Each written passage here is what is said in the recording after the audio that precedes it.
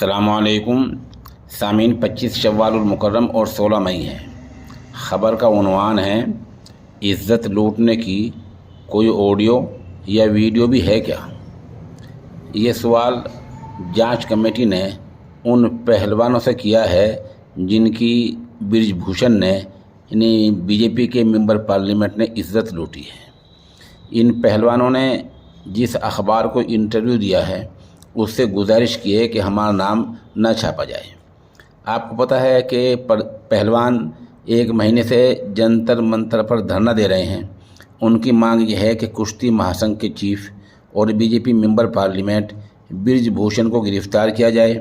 इल्ज़ाम ये लगा कि इसने 5-6 पहलवानों की इज़्ज़त लूटी है, उनकी असमत दरी की है, उनके साथ ज़िना किया है।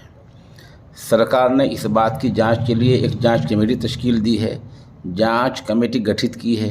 ये जांच कमेटी पहलवानों से बातचीत कर रही है, सवालात कर रही है, मालूमात हासिल कर रही है, जानकारी ले रही है।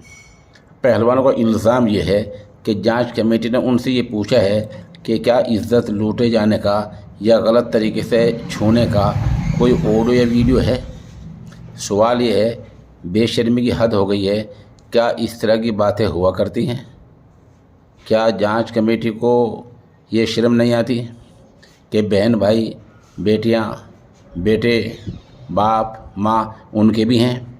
क्या इज़्ज़त लूटते वक्त किसी लड़की को इतनी मोहलत मिल जाती है कि वो वीडियो बना ले या ऑडियो बना ले? क्या शर्म की कोई मकाम नहीं रह गया है?